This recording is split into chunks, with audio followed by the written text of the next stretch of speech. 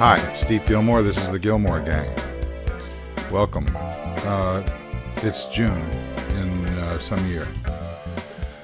Okay, we've got a streamlined show here. It's going to be relatively short in Gillmor Gang terms. And joining us are from the British island. You got more than one island over there, right? Well, colonially speaking, the other island is called Ireland, and it doesn't belong to the United Kingdom, really, other than legally. Ooh. Okay. Really good to be here. And that was Keith Teare. Welcome, Keith. Thank you.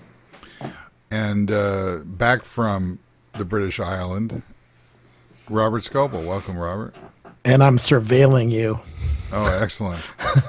What else is new? Somebody's surveilling somebody, I learned this week. Yeah. So you realize the government has access to Robert's back door. Yeah, which is his phone number on every available device. This is why I'm public with everything. I think Madonna said it. Exploit yourself before everybody else does. I thought that was express yourself.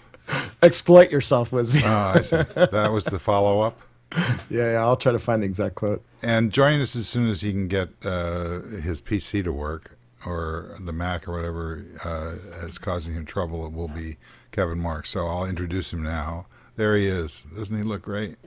Okay. Thanks. Okay, so you were over at Le Web, right? Le Web London? Yeah. Okay, tell us about what was going on there. It was the sharing economy was the theme. Jeremiah Ouyang and his group at Altimeter released a report, which I think kicked it off pretty well.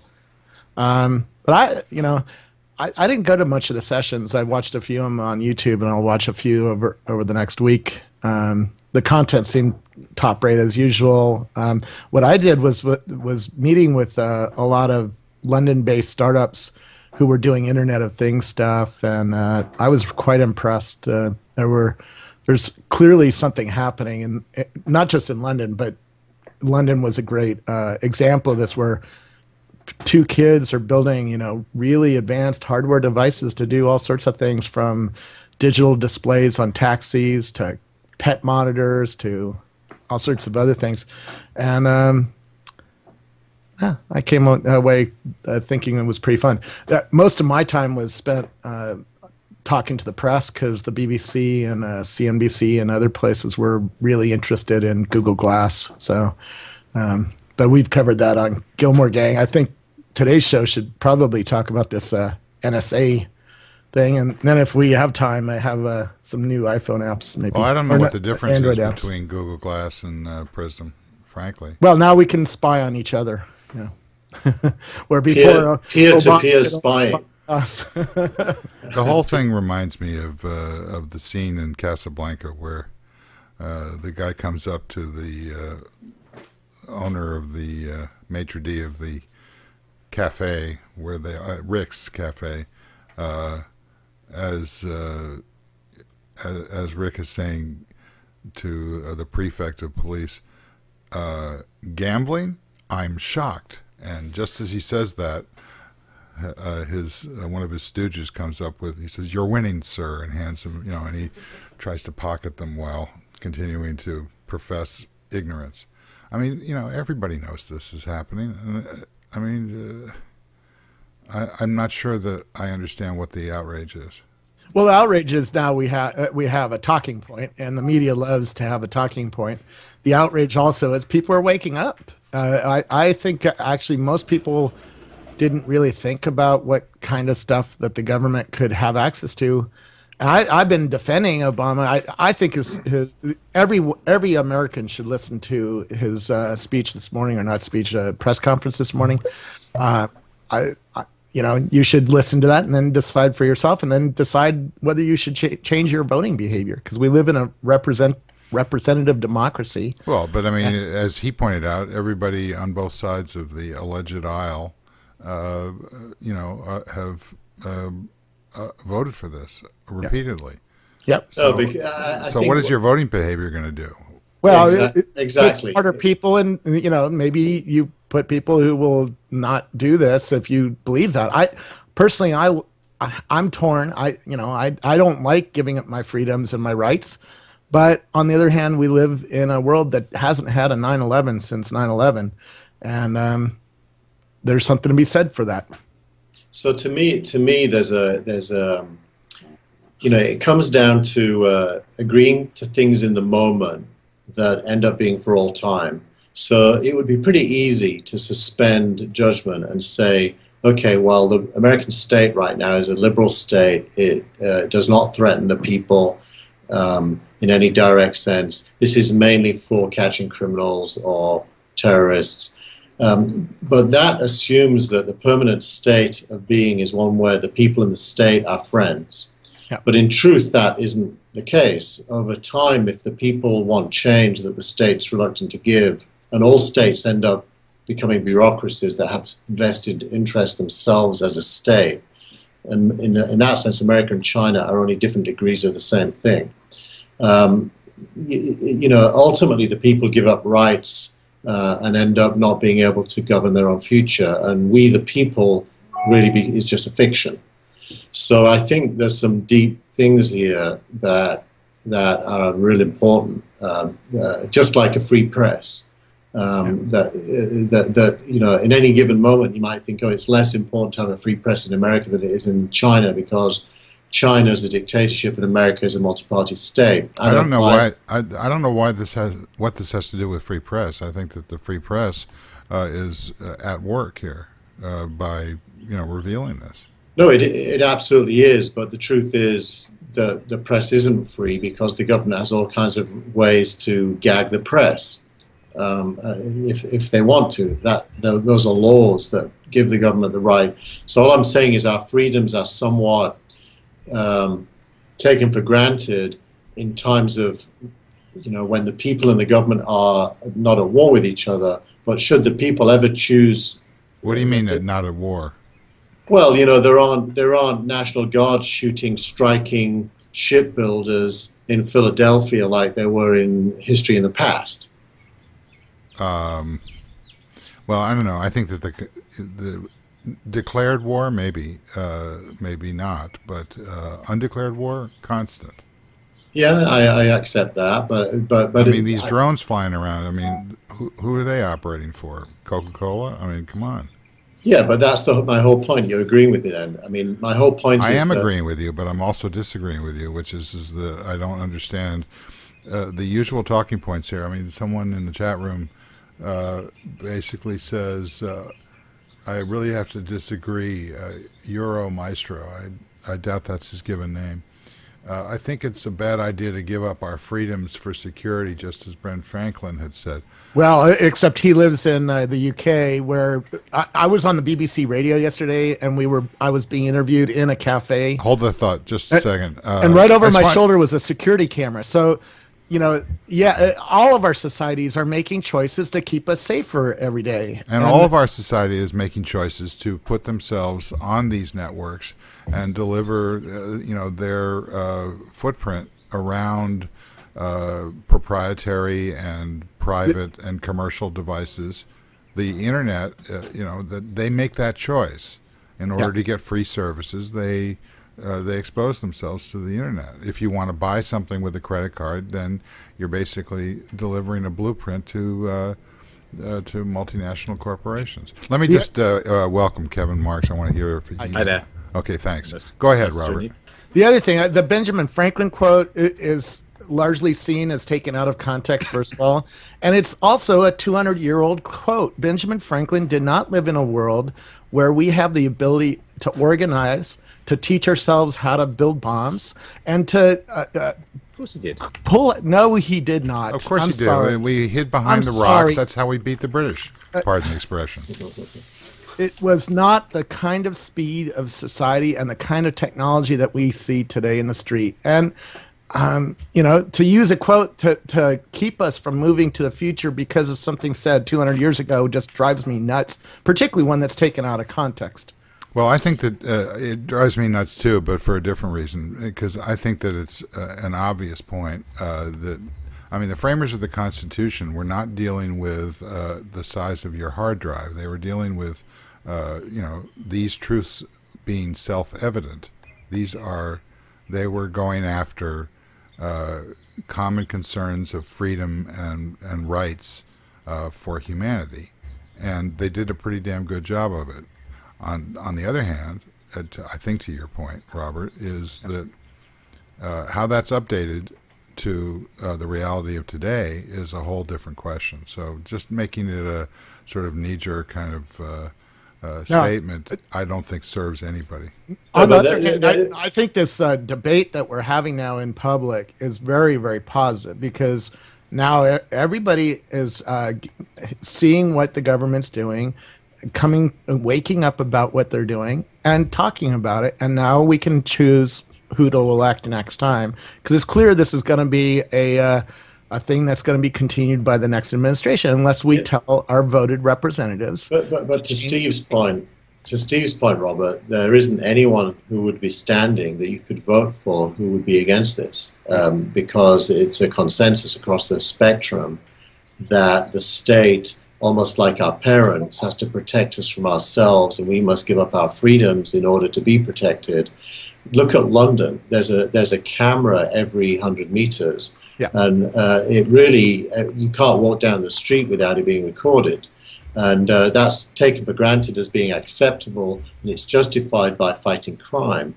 But it's a huge invasion of privacy at the same time. And at some point, that really doesn't work as an argument. Well, wait.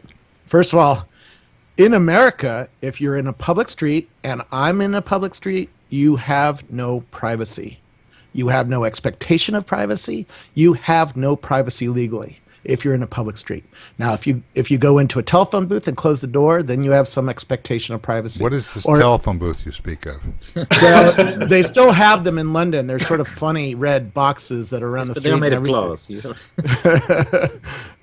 But if you go in and close the door, you have some expectation of privacy. If you go into your private home and close the windows, you have an expectation of privacy. That's where you have privacy. So for somebody to say that you have privacy in the public street, absolutely not. In America, you do not have it. Now, maybe in some countries you have privacy in a public street, but in America, you have no privacy. I have the right to take a video of you and a photo of you and post it in public space. Yeah, but you Robert, have no privacy. There's a difference between what you're saying, and I agree with what you're saying, and the institution of the government, whether it be metropolitan or federal or state, actually consciously filming everything we do. That they're not the same thing. They're both invasions of privacy, but one is a systematic attempt to record the movement of people. That's a pretty big deal. It doesn't happen here yet, although I note that if you drive on the Golden Gate Bridge now, you don't pay the toll because the technology can photograph your number plate, and then you get a letter to your registered address via the DMV asking you to pay the toll afterwards. So the technology to snoop, if you like, is pretty advanced. In Europe, in Britain anyway, I don't know about all of Europe, but in Britain, the application of that technology is now almost a decade old. Literally, every car number plate is recorded on every major road for the purposes, all kinds of different purposes, speeding, everything. Yeah. And that is a different world than a world in which you have the appearance of being free. Kevin, would you exercise your right to rebuttal? I'm exercising my right to remain silent. So the challenge is, the challenge with a lot of this stuff is not who has the data, but what they do with it, and who they give access to it to, and that's the big pushback on this. And that's why there's such a lot of back and forth over who's giving what to whom. And Google in the last 15 minutes posted a very full denial by Larry Page and David Drummond that was much less weasel worded than the one they posted last night, because they're very concerned about the PRISM accusations, which do seem a little far fetched. I mean, I don't see quite how the pieces of that add up. Well, but didn't the president indicate that this is inward facing from external, people from overseas. That this was not a blanket. He was very specific. Reading the content of his email is not done inside the United States. They do look at the patterns of our communication, the metadata inside the United States. The Verizon, I'm a Verizon customer. Right. So basically, our foreign policy is being dictated by Facebook, which has done a very good job of using anonymized and metadata in order to be able to draw inferences which turn out to be useful commercially. And basically the president is saying the same thing on a foreign policy issue. Rebuttal? Arguments? I don't know. I don't know where to go with this because, it's not going to stop. So we're living in a world where we have had some of our freedoms and rights taken away from us. And it's not just electronic. I go through the airport, at least 3 times. Well, what about the freedom and right to protect ourselves from danger? I mean, I think that's the so I don't think that's been taken away. Obama's talking about. No, I think that there is certainly a concern that these technologies and these protocols can be used against people for political purposes. But don't we have to start Obama to deal nailed with the that. fact? I liked his comments that he's going to be a private citizen in 3.5 years, and he knows that his words are going to be people would love to use what he's saying as a private citizen against him. I think that was actually a very human moment in terms of what Obama said this morning, that he knows his daughters are going to be private citizens. They might not be elected or well, they're not elected now. Right, but they might seek office in the future, but they're going to be private citizens. So, it's good that he's thinking about this stuff and the consequences of this stuff on us. He clearly was more adamant about tearing down these systems before he was in office. So, it's clear that somebody convinced him of the efficacy of these systems, and I don't have the data. I would love to know how he was convinced to change his opinion that this stuff is okay, but somebody clearly changed his opinion. Well, that's that's the classic loop of the Secret Service, is to say, well, we have all this secret stuff, and look, if we could show you it, you believe us, and it's like, okay, and that's how they've been getting funding to do these things for 60 years. So we've got to.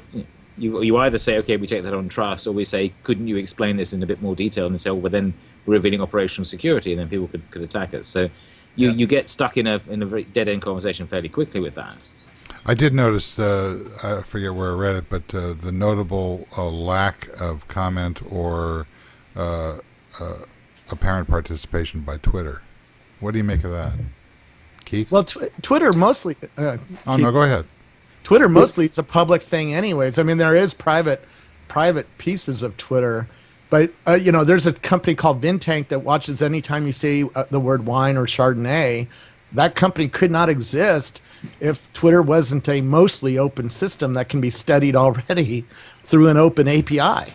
So, of course the NSA is probably watching Twitter, at least the public piece of it. Now, they can't see, maybe they can't see inside direct messages or inside a private tweet that the Twitter account has been locked down. But I mean, the public part Gmail, of it's public. They're blunt about the fact that they're reading our email.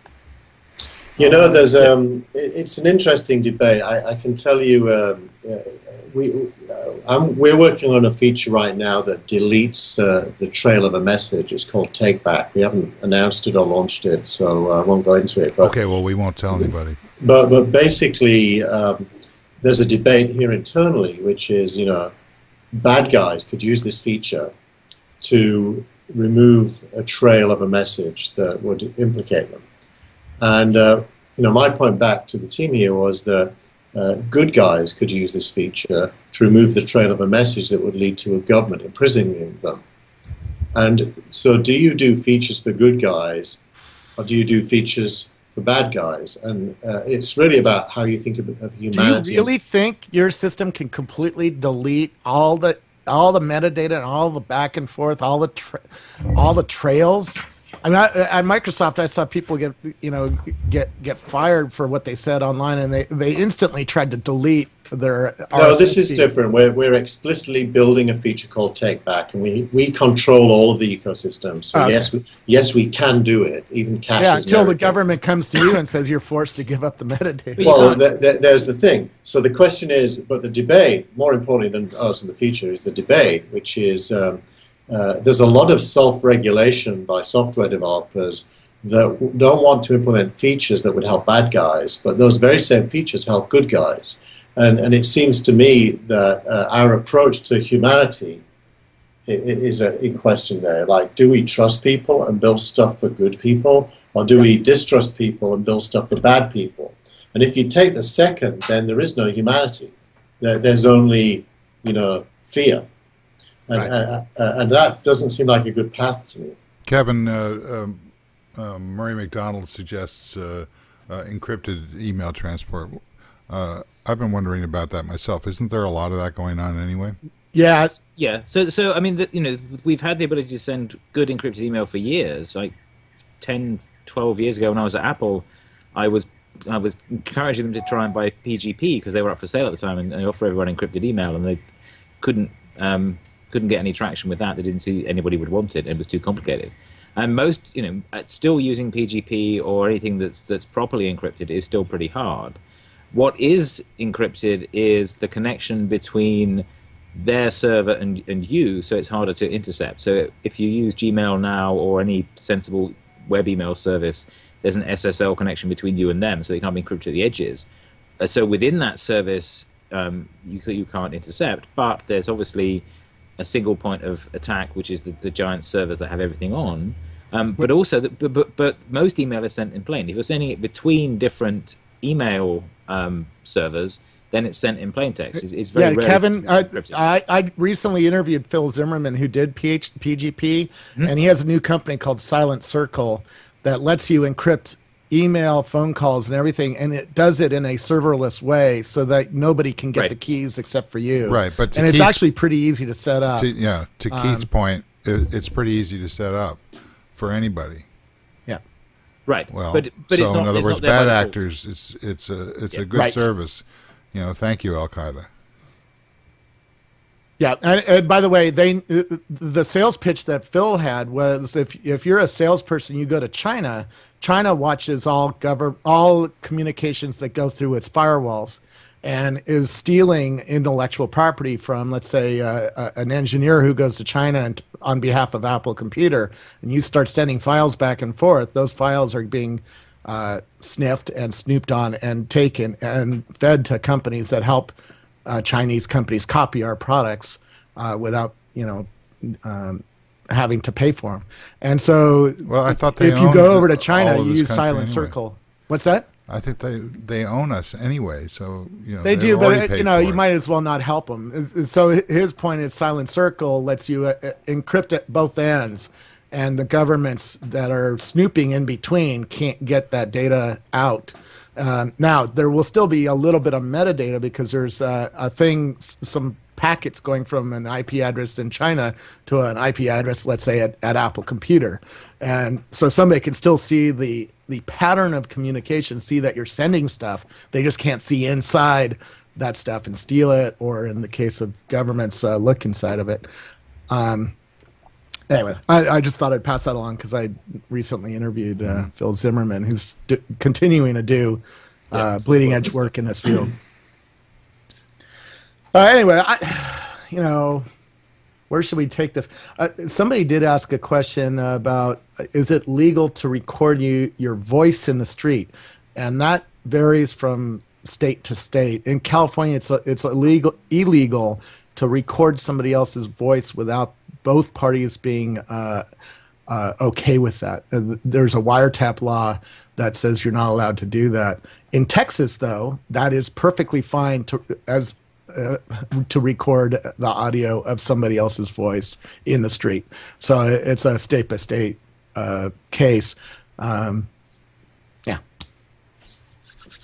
Okay, well, I'm glad that we didn't stop originally, Robert, when you wanted to stop talking about this because it turns out that you actually do know a lot about it.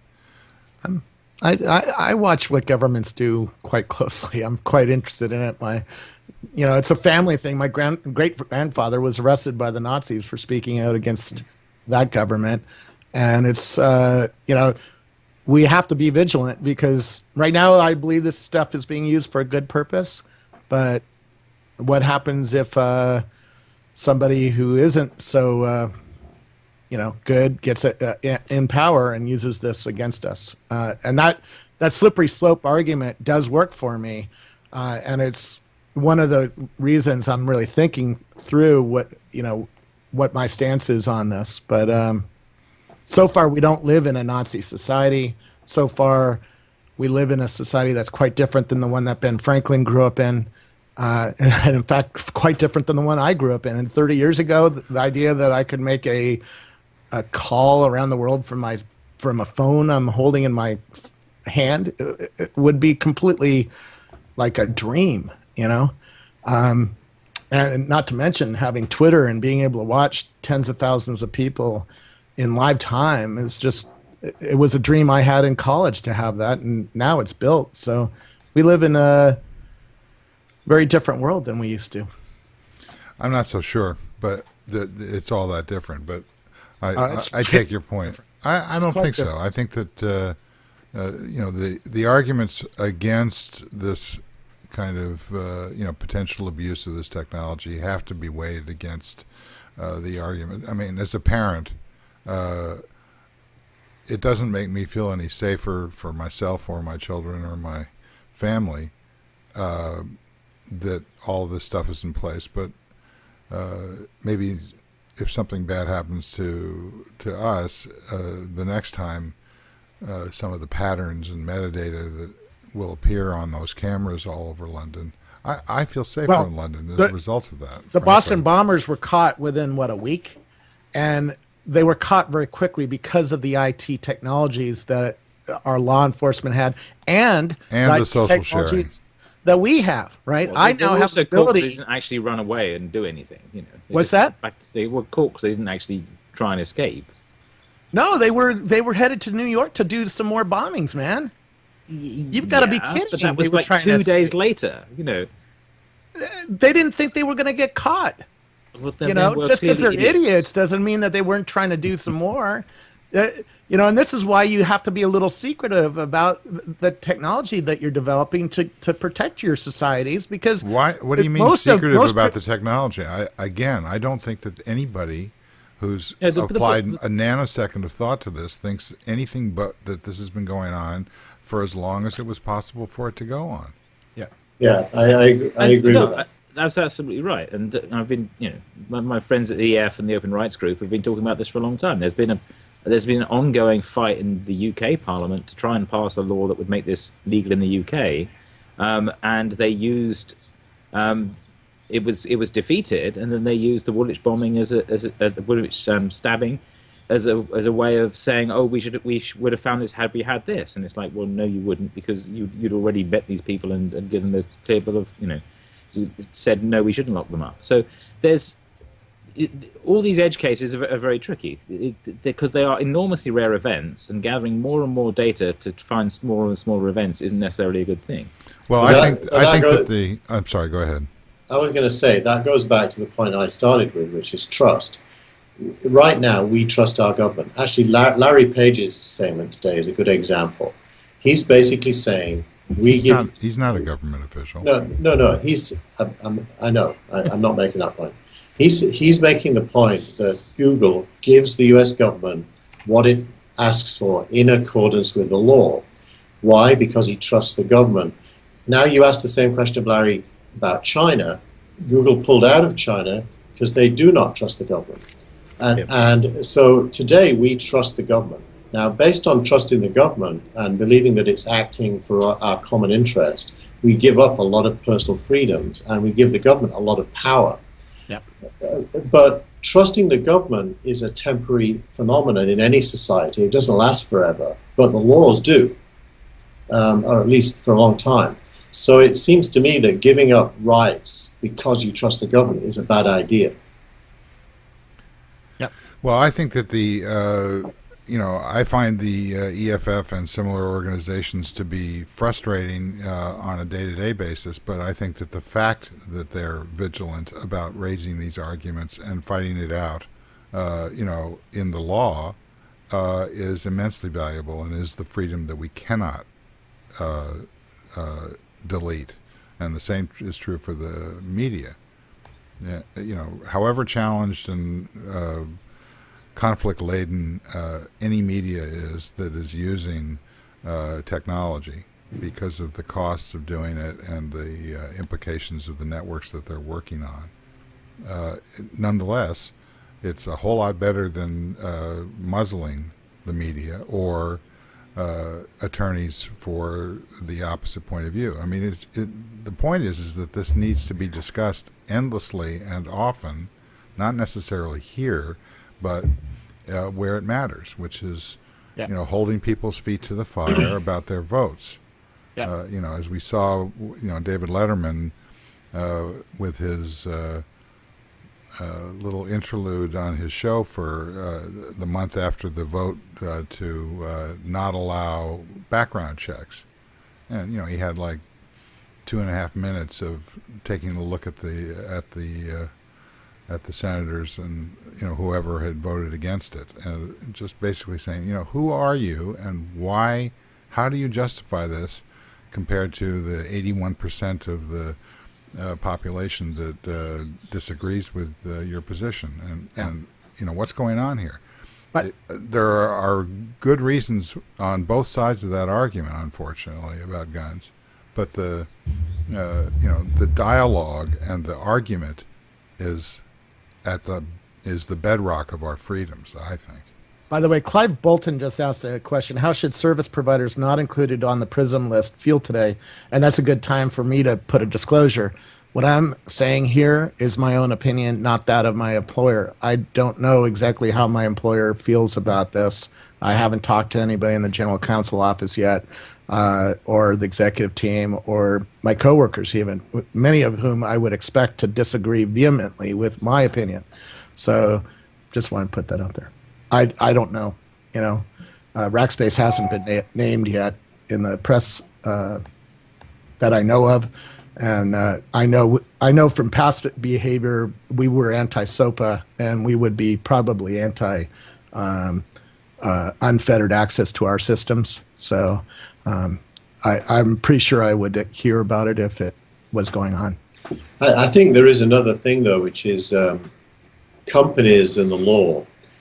I think Larry's right that you have to abide by the law. If you operate in China, you have to abide by Chinese law. If you operate in the US, by US law, because it isn't the job of a company to do anything other than be compliant. But that doesn't mean as an individual you approve of it or should speak in a manner that suggests that you're not against it. And, I think you can comply and oppose at the same time. Yep. And that's what I would be looking for people to do.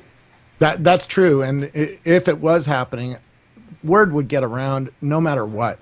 Because, at Rackspace, we have, a few thousand Linux engineers. Word gets around whenever something is going on, and it would leak out. People would leave Rackspace and talk about it. You can't keep secrets for very long in this modern world.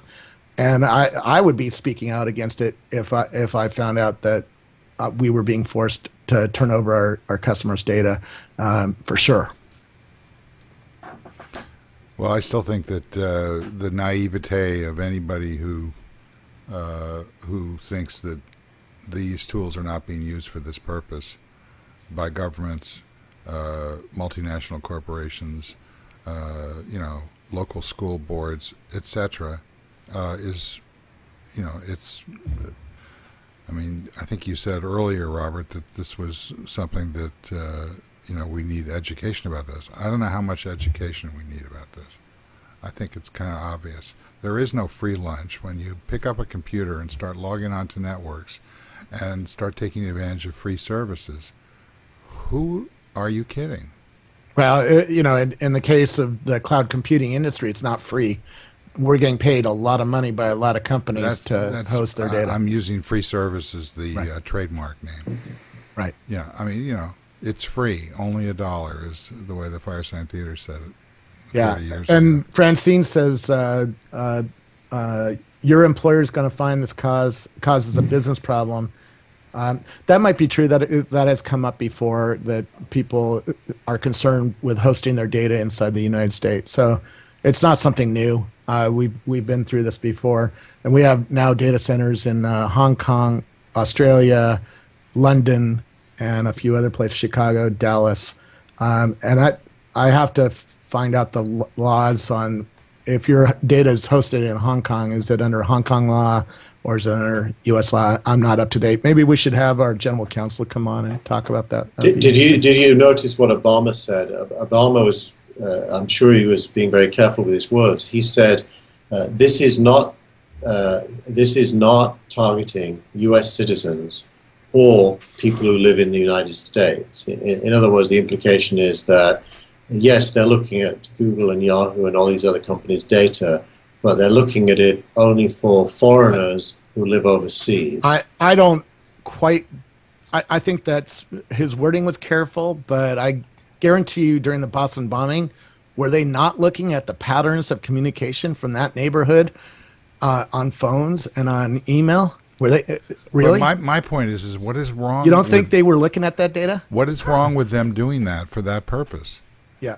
I mean, the entire city and probably most of the country was terrorized by that event. We all sat around Twitter and TV waiting for somebody to figure out what the hell was going on. It's a powerful tool. It should be used. It was in the public service to use it. The question is where does that intersect with the rights of individuals in a presumed place where our rights are abrogated by a less than honorable government? The other thing is to think about this. There's no one system that is watching us. It's a multi-layered approach. We now have a drone that can be put over your head that can watch 17 square miles of high-resolution video down to 6 inches resolution, just over our heads. And then, there's street cameras and our cameras, our Instagram cameras, and on and on. Then there's this stuff. Then there's other things. It's not one system anymore. It's a multi-layered approach. I think it's going to be full employment for mimes. Everybody's going to be able to hire a mime to stand in front of them and hover over them, and deliver, an incessantly boring thing, which will ultimately bore the government into looking elsewhere for their information. Well, do you think that's true? The drone that sits over your head, you can go to YouTube and look up the video. It categorizes things moving on the ground in real time algorithmically as friend or foe. So, and then it's assisted. I was at SRI just a few weeks ago, and they showed me a pair of binoculars that had two 1080p sensors in them and two 1080p displays in the eyepieces. And those binoculars were used to tag assets on the ground, buildings. So I could look at a building and I could type in, blow the crap out of that building, right? And then I could look at a truck and say, that's a friend. And then I could look at another truck and say, that's a foe. And then they use it for sniper training. They put artificial humans in the forest that I was looking through, and they were running artificial augmented reality kinds of stuff, and we were playing real life war games or fake war games in real life Menlo Park, California.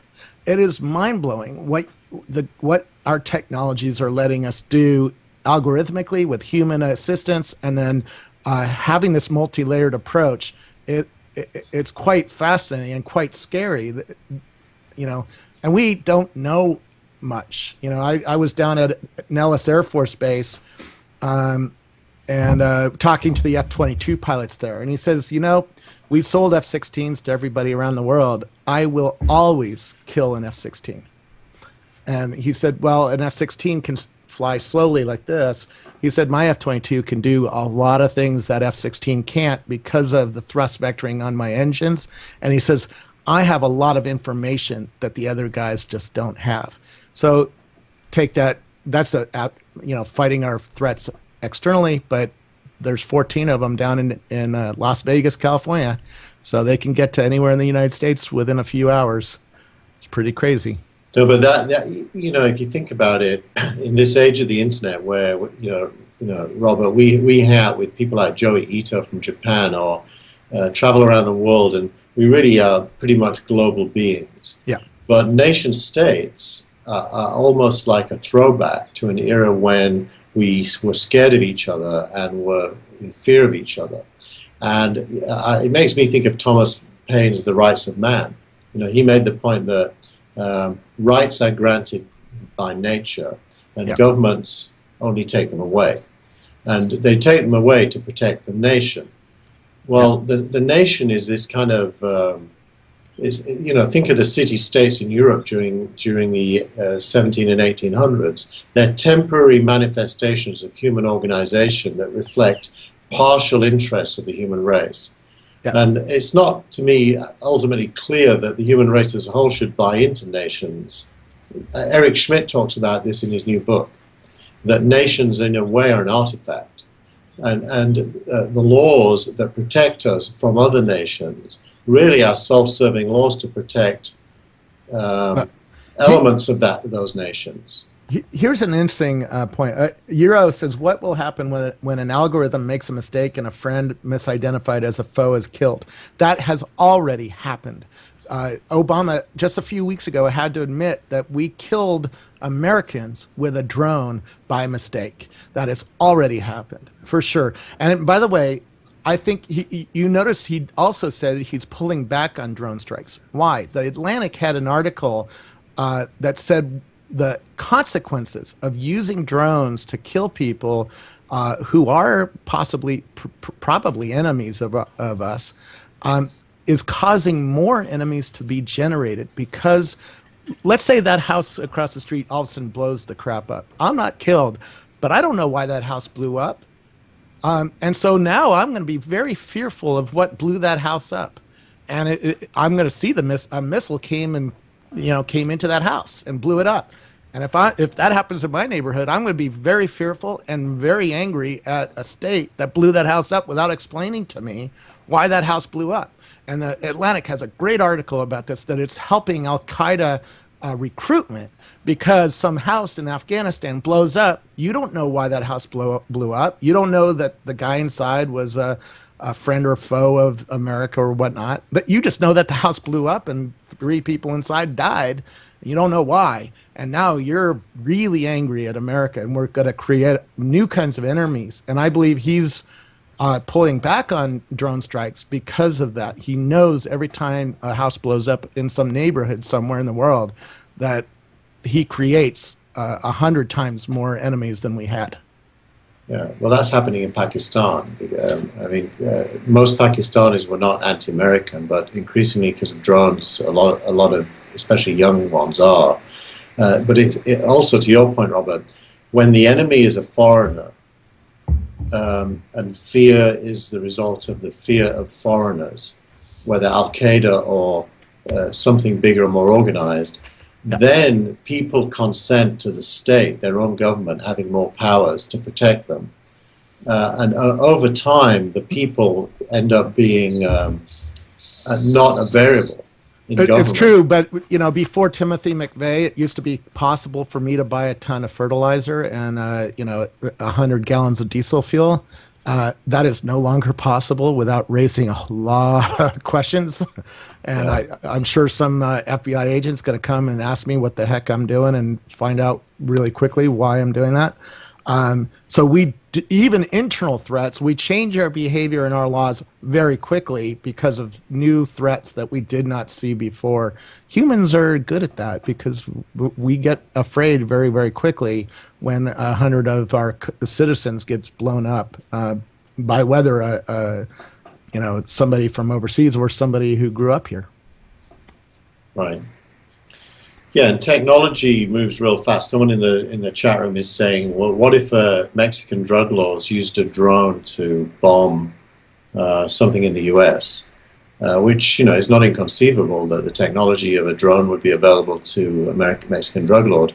Then suddenly... I have a drone. It's called a Parrot, cost $300. And, putting a little payload on that would be quite destructive is not, I can dream it up, so some drug lord could too. So the point there is that we tend to have ambiguous points of view depending on whether we feel like we're protecting our nation, in quotes, or whether we're being attacked. And the same thing can be good or bad. Even the word terrorist, I mean, the Brits called the Americans terrorists during the revolution. You know, Nelson Mandela was a terrorist for a long time. Even the word itself is full of political content. Looked at from the other point of view, you know, one man's terrorist is another man's freedom fighter. I think Bob Dylan said that, or someone like that. Yep. True. Speaking of the founding fathers, Bob Dylan. It probably wasn't Bob Dylan. I think I just made that up, but someone said it. No, that was his second album. It was, you know, Ask Not. No, that's another guy. Well, you know, when I just want to kind of put a bookend on this by suggesting that I saw a story yesterday on NBC News or a couple days ago about these traffic control cameras. Yep. And I have, you know, my wife and I have had personal experience with one of those. And luckily, and also somewhat terrifyingly, the picture of who was driving was so ambiguous. It could have been me, it could have been her. We got off. But the reality is that I slow down when I go through those yellow lights now. It changed my behavior. And, you know, if you weigh the reality of the financial cost and the cost that now shifts to the insurance carrier, et cetera, just the general pain in the ass of nature of it against, being in a situation where somebody in your family or somebody else's family, suffers a death because of, reckless or uncaring driving behavior, I'll take the hit. Yeah, I think I don't like these cameras. I think that they're an invasion of privacy, and I think at the same time they're valuable. When they get abused by the companies that make the camera as a revenue opportunity for them, and they are abused, by the way. That's the argument. Here's how they're that abused. Doesn't work. That needs to be worked out of that system. Studies prove if you just lengthen the yellow light by a second or two, your compliance with the law goes up to way up. And so the abuse is if you put a traffic camera somewhere and make a short yellow light, you'll get more traffic camera revenue. And so there has to, every place technology is used, we have to be vigilant to make sure that nobody's abusing this. By the way, if you use a cell phone while driving in New York now, it's 5 points automatic on your license. So we are changing our behavior and taking away rights we used to have because of threats that to is us. so ludicrous. I mean, I know that the data shows that that's not a good thing, but what's the law against having somebody interesting in the passenger seat that you're talking to? I mean, it's ridiculous. Yeah. But talking to somebody in your passenger seat, generally both of you are watching the road at some right. point. That's why I use hands-free, and the data still sucks. Well, what if the person in the passenger seat is using their hands for some other purpose? We won't go there. Which does happen, dudes. Kinkiness from the British island. Okay. Oh, man. Is there anything else that we can... we only have about 10 minutes left, so... I don't know. I was thinking about talking about some cool apps for Android, but I think this is... What is this Android you speak of? I'll do a separate video on that and post it. This is I think this should be self-contained, NSA and other surveillance.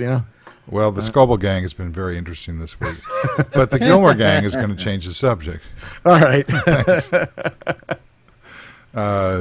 Keith, I would call it the Obama Gang, this show, because I think that's what really it's all about. You're voting with the Scoble Gang. All right, Kevin, you got anything else to talk about? Nothing happened this week? The other interesting thing that happened this week was the patent stuff. I thought that was interesting. Where the Obama administration actually came out and said, yes, we're going to help you fight against patent trolls. That was very interesting at the beginning of the week, and then has been completely pushed off the table by all this other stuff. Okay. What else?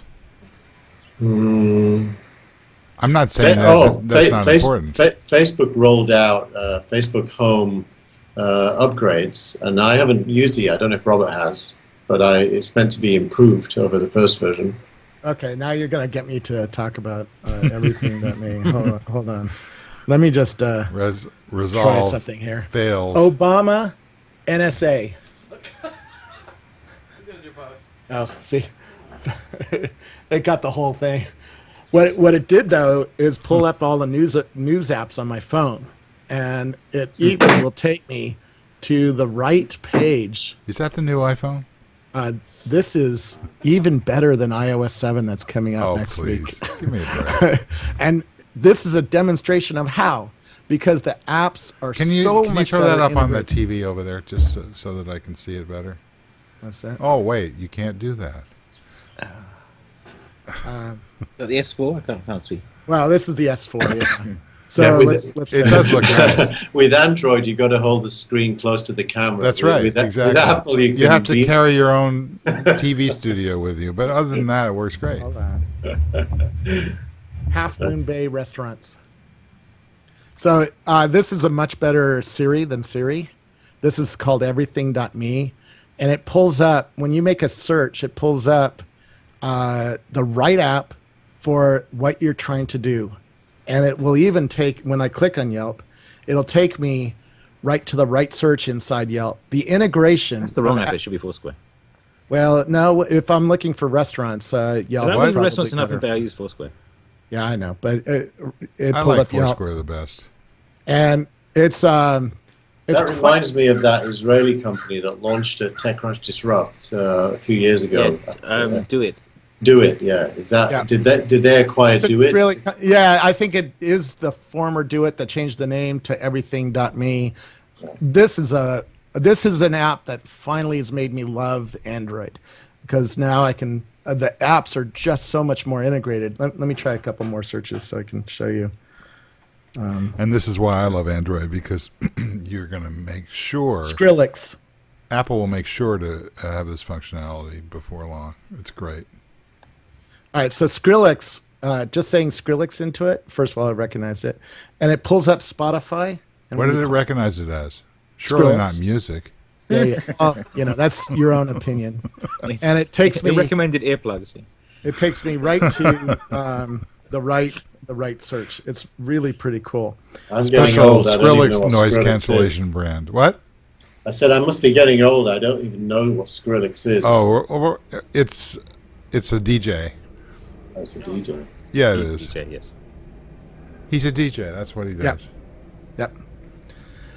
So, anyways, that's food for thought. I'll be watching what iOS 7 does, but the kind of integration across the system to pull up apps and have apps talk to each other and then do searches inside the app before it gets pulled up is quite interesting. It's not perfect, as you can see, but this is really interesting. Yeah, it's Apple, definitely interesting. And what's most interesting is that we're moving to an app-based, replacement it pulls for up the web pages as well. So it pulls Kevin? up apps on top and then pulls up the web apps on the bottom and takes you right to the web page of that resource. It's really quite well done. Yeah, and it'll be interesting to see the data on how many of the web apps they go to. I mean, on Google they will, but on iOS it's going to be a self-contained. Give me something you would do. Skrillex. Well, for instance, it pulls up the regular apps, the Android apps here, and then all of these are web apps, and there's page after page of them. And That was the thing that was impressive about Do It, was that they were able to do both of those. Yeah. Yeah. And it's quite good. You click on Hype Machine, and it'll take you right to Skrillex inside Hype Machine on the web. And that's just the integration here is just really, really magical. It's More really and more nice. I'm using the app version of stuff. Yeah. More Me and too. more. Me too, but this changes my behavior because now I see the app right away that I have loaded, like I have Spotify for music, but it also shows me all of the web things that also have to do with Skrillex. So it pulls up a lot. It makes the web more usable as well. It's really quite nice. Yeah, I think that what it does is it turns the web into a loss leader for apps, which I think is a good thing. All right, so we've got seconds left here. WWDC predictions, starting with Kevin. I think they're going to have to address their fragmentation problem by getting better developer resources so that you can build things that work across the different size screens they've got. And you're going to see that. I think that was a joke. Yeah. Well, no, I'm completely serious. Kevin has never made a joke in his life. Well, Kevin, you're absolutely right, because it's clear Apple is being beat by devices with different kinds of screens and different sizes. This Samsung screen, when I put Waze on it, is just far superior to having an iPhone. I love this part of the show where it's like there's another planet. Tim Cook talked about it. That hey, we're being demanded to bring different kinds of devices to the market. Yeah, and he also said that we don't care about volume; we care about quality. Right. But, I mean, they need to make a quality mid-sized device. And That's right. The one they've got is a stopgap. Right. Yeah. So if they have a smaller screen, that's going to be a lower cost one for India and China, and then they have a bigger one for the geeks that watch this show, like a phablet kind of thing. You have to make sure the UI and your app actually scales. And the moment the iOS stuff doesn't do that well, you either make an iPhone app or you make an iPad app, and both of them look a bit odd on the Mini. Which gets back to what's coming next week. There's a new UI coming. Yeah, I have friends. Exactly, it's going to focus around the Mini. They won't say it because that's not what they're going to announce. My friends who have seen it said it looks quite stunning, but it's surface deep. So it does not do the kind of integration that I showed you on everything.me. And I think that's the problem for Tim long term. He needs to open up iOS to make it possible for things like SwiftKey keyboards and apps like everything.me and Facebook Home. If he doesn't, it's not a short-term threat for Apple, because Apple, it's really hard to switch ecosystems, and Apple's going to do quite well short-term. But if he doesn't, people like us will slowly switch away from Apple, and eventually that could matter. It's hard to say it's going to matter in the next year, though. Yeah, it's not going to happen. So they're going to, obviously they're going to release the first iOS 7, but they're also going to show OS 10.9, but I think the biggest thing is going to be in the SDKs and what they show developers. My guess is that the whole iMessage, iCloud, photo stream services layer is also going to get an increment, and the things you get overhaul too. Yeah. So I don't know what it's going to be, but I think Eddie Q owns all of that. I'm going to guess there's going to be something there that puts them alongside Google as a cloud services player a little bit more effectively than they currently are.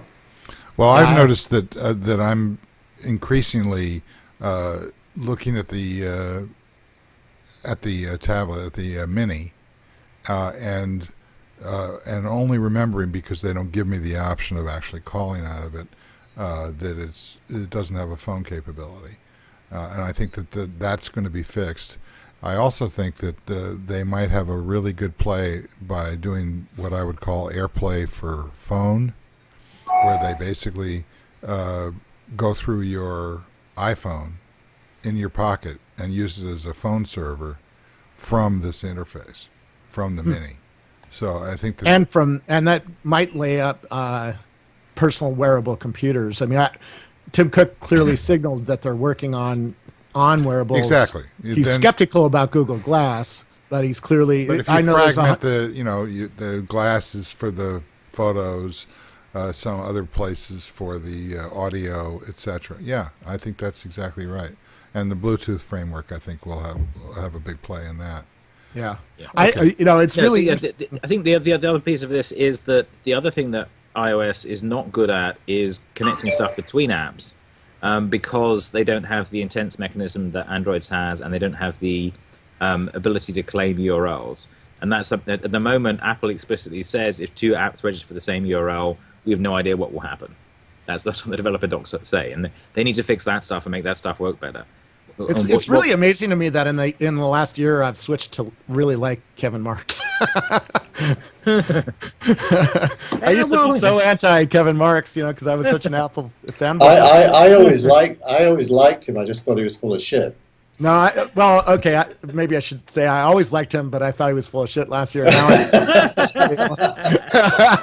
There you go. And by the way, the chat room is going with Steve. So or with, No, they're not. no, Steve, with Kevin, quote sorry. from Kevin, Steve is dead wrong about the openness of Android being a threat to Apple long term. Yeah. What he's trying to say is that I don't think that they're a threat to Apple long term.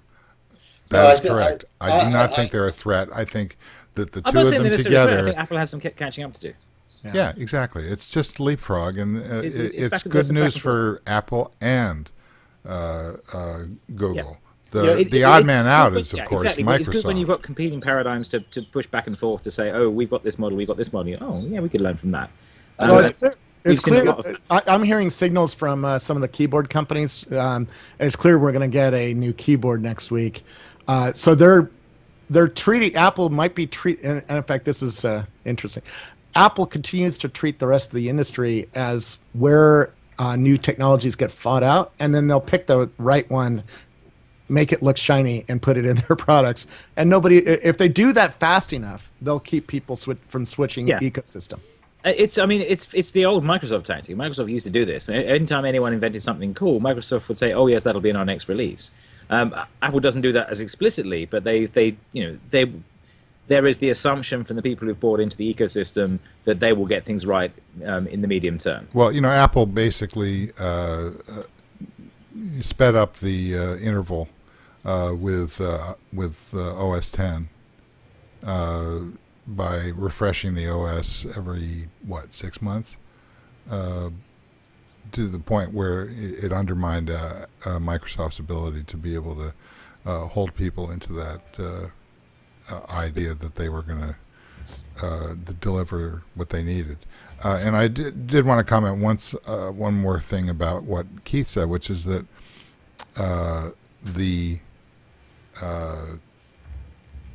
I think we're going to see something really interesting going on with iOS, with the integration of iOS into OS 10, because I'm feeling it big time since I've actually been using my MacBook Air occasionally. And no, but seriously, it's they have to go that way because they're not going to change iOS fundamentally. They've already made that bet. So Keith has to leave. So yeah, I know. all right. We all have to leave. Yep. Yeah. By the Sooner or way, later. one last thought since we're talking about technology. All right, hold on. Let me just say goodbye to Keith, Okay, and see then you. we can continue. Okay. Thanks, See you Keith. guys. Thank you. See you again next time. Yeah. Bye. I'm not around next week, by the way. Okay, Okay. Bye. go ahead, Robert. Yeah, Microsoft stock has been going up for the first time in a decade. It's now almost at $36, where it used to hang out underneath 30. And it's really interesting that it's gone up in response to the rumors that the start button is coming back in Windows 8. And that shows you where Microsoft's belief is. Well, they had good numbers. It's just not in the areas where they need to have good numbers. They've always had good numbers. In fact, over the last decade, the profit has consistently risen every year. It's just that we don't care about Microsoft. They haven't put very much new product that captures people's attention and makes us believe that Microsoft is interesting. It's just interesting that adding a start menu back into Windows makes it more interesting. Because we still know that there's a lot of people who use Windows and are fed up with the new Windows 8 interface. It'll be interesting to see if they do grow Windows in a noticeable way next year when the start menu comes back. I read your point. I don't think that it's got as much to do with the stock prices as having to do with the continued flailing on basically the Office team's part. They've got all the money in the world and no place to put it. I agree. Okay, good. I'm flashing back to Gnome Decks when we did a Gillmor Gang on stage, and you were just liberated from Microsoft, and we're finally acknowledging that Office, in fact, was dead. I haven't used it. Well, that's not true. I'm forced to use it for writing my book, and Word Word is a great tool. and so it's is a good Excel. tool for writing books. Yeah, Yeah. it's not for a lot of other things. But I think they're quite vulnerable.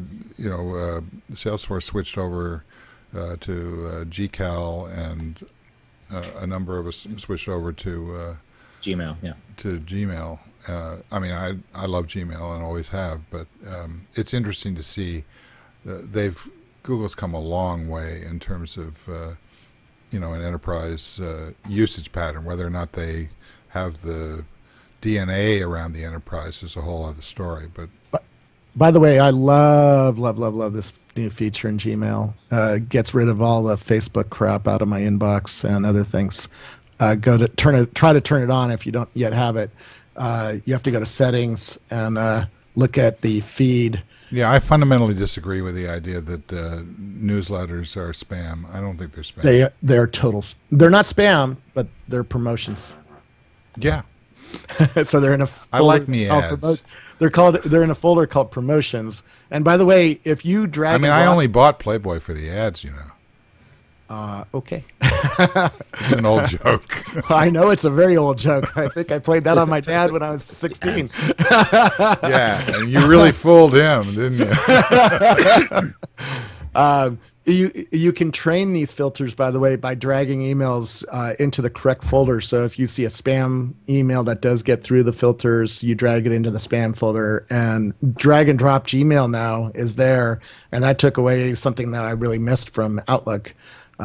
So you can see Google continues to eat away at the use models and use cases of the old Microsoft world. Right, but it's a zero-sum game at some point, because I've been starting to notice, and I think probably Kevin has had this similar experience, as chatter starts to become ingrained in our culture. I'm looking at email now as with this kind of jaundiced point of view, which is like, Yes. I don't quite click on anything now. I basically look at the push notification, see if I can glean what the thread is, and what the agenda is, and then cherry pick the one or two items. But mostly, I just try and stay the hell out of it, and stay in a sharing model. And it's a subtle thing, but I find myself we're not getting rid of email, but it's becoming really compartmentalized. Yeah. Yeah. I love my push notifications too. That's what I was showing you. Excellent. Oh yeah, on your real device. Yeah, I still use iOS. I got to keep something so I can watch what Apple does next week. Yeah, I understand. That's sounds like a rationalization that I can live with. It's okay. Although, man, that new everything.me really threw me for a loop. That it really has changed my belief in what the ecosystem's rocking and rolling. Well, it's I'll just say that the Android is the Kansas City Athletics to the New York Yankees. And you can go back in time and we have no idea find what that out what I mean. Well, I know you don't. I saw a rugby game on TV the other day. And did that make sense to you? No. It's like American football without all the armor and only one team each. Okay. Anyways, All we right. better go because the NSA has to crunch this no, conversation. I've been trying to make this as convoluted and incomprehensible as possible, and I think I've succeeded. All right. Maybe they can answer some emails since they maybe are reading them. Right. That's coming next. Instead of just putting an Dear email Abby. into a folder, it'll just answer it for me. I want to thank Rackspace, Robert's employer, and particularly Rob Legess, without which this show would not be where it is, wherever that is. And by the way, our numbers are In the growing, and we really appreciate it. I want to thank Newtek and their TriCaster. I want to thank our producer and director, Tina Chase Gillmor.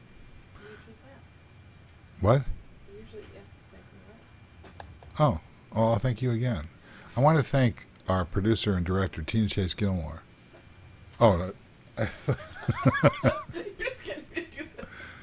without which the show would not be on the air at all, trust me. And I want to thank Keith Teare. Thanks, Keith. I want to thank Kevin Marks. He smiles. He laughs. He's a regular chucklehead. I want to thank Robert Scoble, without which the show would be a lot shorter. And a lot less surveilled. Exactly. And I want to thank the folks in the chat room. You guys are indispensable, particularly this show. And thank you to Google Glass, the iPad Mini, which rules all. And we'll see you again next time. I want to thank everybody who showed up, and especially those who didn't. We'll see you again.